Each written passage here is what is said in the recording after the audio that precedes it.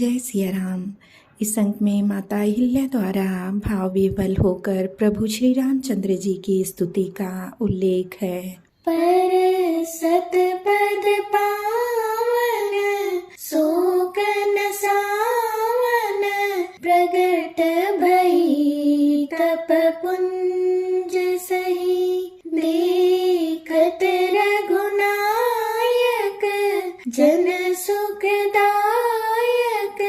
सन्मुख होई कर जोरी रही अति प्रेम धीरा पुलक शरीरा मुख नहीं आवै बचन कही अतिशय बड़ भागी चरणन ही लागी जुगल नयन जलधार बही। श्री राम जी के पवित्र और शोक को नाश करने वाले चरणों का स्पर्श पाते ही सचमुच वह तपोमूर्ति अहिल्या प्रकट हो गई। भक्तों को सुख देने वाले श्री रघुनाथ जी को देखकर वह हाथ जोड़कर सामने खड़ी रह गईं। अत्यंत प्रेम के कारण वह अधीर हो गईं।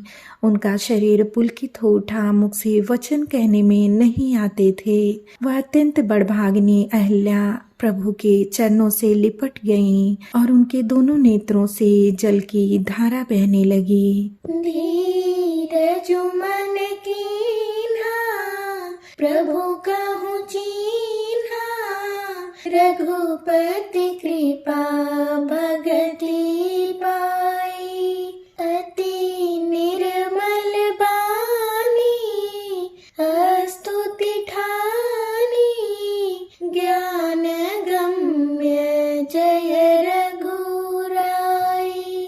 मैं नारी पावन प्रभु जग पावन रावण रिपुजन सुखदाई राजीव बिलोचन भव भय मोचन पाहि पाहि शरणहि आई।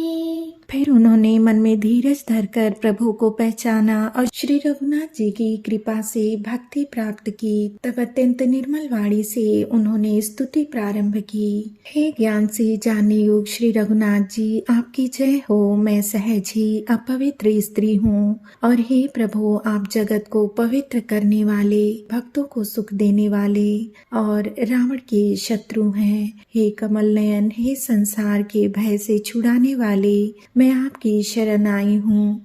मेरी रक्षा कीजिए, रक्षा कीजिए। मुनि श्राप जो दीन्हा अति भल कीन्हा परम अनुग्रह मैं माना देख्यूं भरि लोचन हरि भव मोचन इहै लाभ शंकर जाना बिनती प्रभु मोरी मैं मति भोरी नाथ न मांगू बरआना पद कमल परागा रस अनुरागा मम मन मधुप करे पाना।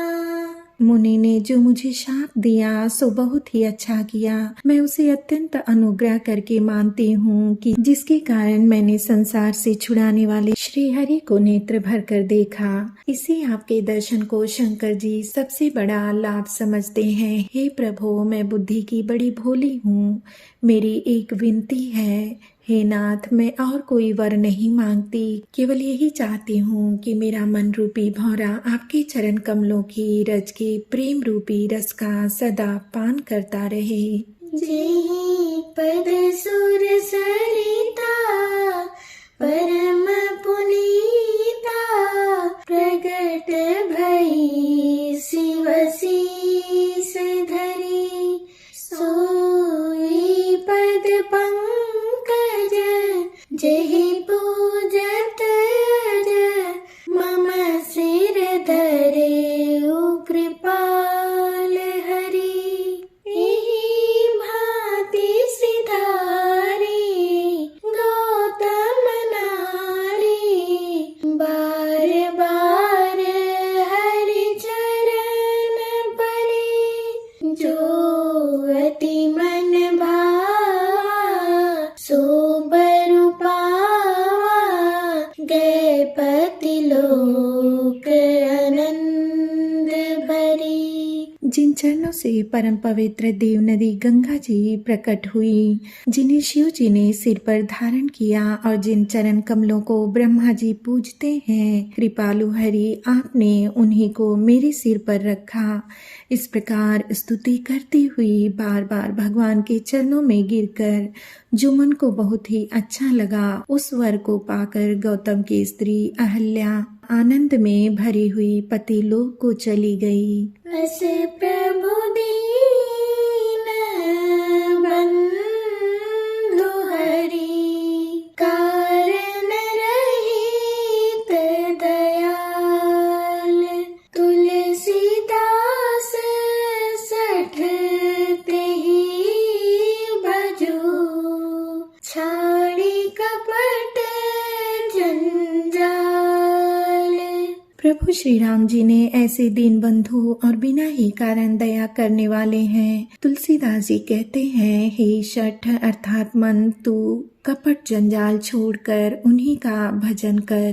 मास पारायण 7वां विश्राम। चले राम लक्ष्मण मुनि संगा गए जहाँ जग पावन गंगा गाथी सुनु सब कथा सुनाई जहि प्रकार सुर सरी मैया। श्री राम जी और लक्ष्मण जी मुनि के साथ चले। वे वहां गए जहां जगत को पवित्र करने वाली गंगा जी थीं। महाराज गाधी के पुत्र विश्वामित्र जी ने वह सब कथा कह सुनाई जिस प्रकार देव नदी गंगा जी पृथ्वी पर आई थीं। तब प्रभु ऋषि न समेत नहाए विविध दान मही देवनि पाए हर्षि चले मुनि वृंद सहाया बेगी बीते नगर नियराया। तब प्रभु ने ऋषियों सहित गंगा जी में स्नान किया। ब्राह्मणों ने भांति भांति के दान पाए। फिर मुनि वृंद के साथ वे प्रसन्न होकर चले और शीघ्र ही जनकपुर के निकट पहुंच गए। पूरी रम्यता राम जब देखी हर्षे अनुज समेत बिसेखी बापी को सरित सरनाना सलिल सुधा सम मनि सोपाना। श्री राम जी ने जब जनकपुरी की शोभा देखी तब वे छोटे भाई लक्ष्मण सहित अत्यंत हर्षित हुए। वहाँ अनेकों बावलियां, कुएं, नदी और तालाब हैं जिनमें अमृत के समान जल है और मड़ियों की सीढ़ियां बनी हुई हैं। गुंजत मंजुमत रस भृंगा कूजत कल बहु बरन बिहंगा बरन बरन बिकसी बन जाता त्रिविध समीर सदा सुखदाता। मकरंद रस से मतवाले होकर भौरे सुंदर गुंजार कर रहे हैं। रंग बिरंगे बहुत से पक्षी मधुर शब्द कर रहे हैं। रंग रंग के कमल खिले हैं। सदा अर्थात सब ऋतुओं में सुख देने वाला शीतल मंद सुगंध पवन बह रहा है। सुमन बाटी का बाग बन विपुल निवास फूलत फलत सुपल्लवत सोहत पुर चहुपास। पुष्प वाटिका अर्थात फुलवारी, बाग और वन जिनमें बहुत से पक्षियों का निवास है। फूलते फलते और सुंदर पत्तों से लदे हुए नगर के चारों ओर सुशोभित हैं।